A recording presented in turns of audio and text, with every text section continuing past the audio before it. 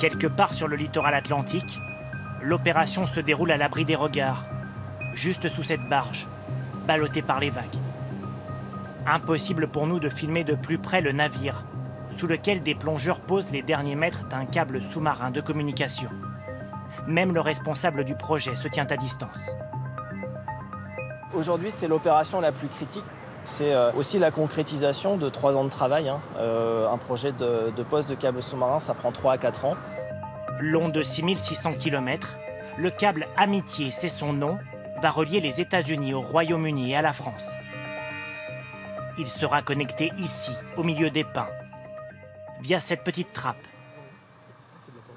Un chantier sensible. Nous ne pouvons ni interroger ni montrer les ouvriers qui y travaillent. Question de sécurité numérique. Car dans cette gaine, pas plus large qu'un tuyau d'arrosage, vont transiter les mails, les appels et les recherches Internet de millions d'Européens. Les hôpitaux, les administrations, les entreprises. À terme, la plupart des gens qui utiliseront leur Internet en France et en Europe passeront à un moment donné dans ce câble-là. Aujourd'hui, le monde est parcouru par 447 de ces câbles sous-marins qui transportent 99% des télécommunications mondiales. Des milliards d'informations échangées, dont certaines cruciales suscitent la convoitise des grandes puissances.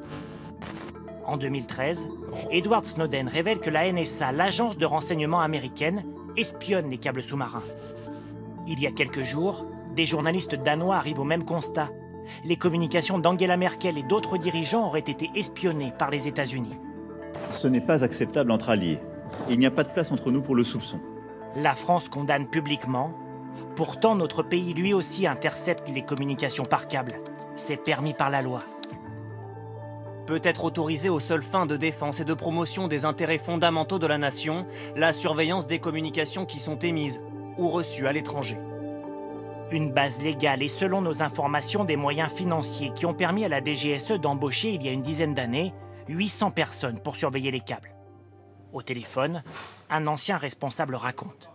C'est un mélange d'outils techniques extrêmement sophistiqués et puis de méthodes de travail. Et c'est des choses que nous, on a eu la chance de pouvoir faire en France par nos propres moyens et nos propres industriels à partir des années 2007-2008. Tout est légal, simplement c'est secret. Mais alors, à travers les câbles, qui la France espionne-t-elle? Ses ennemis? Ses partenaires aussi? Nous avons posé la question au ministère des Armées. Voici sa réponse. Par principe, nous ne commentons pas les méthodes de renseignement réelles ou supposées. Avant d'ajouter, la protection des câbles sous-marins est devenue un enjeu de souveraineté numérique et d'autonomie stratégique. Et en mer, les tensions sont déjà palpables. Les marines occidentales s'inquiètent par exemple de l'activité du Yantar, ce navire russe repéré près de câbles sous-marins en Amérique du Nord. De leur côté, la France et d'autres pays investissent, notamment dans des drones capables d'intervenir et de surveiller à 2000 mètres de fond. À l'avenir, une partie des conflits se jouera-t-elle au fond des océans?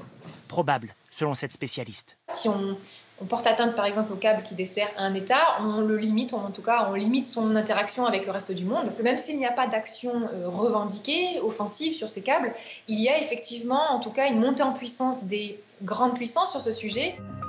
De nouvelles ambitions et des programmes de surveillance des abysses qui pourraient coûter des dizaines de milliards d'euros.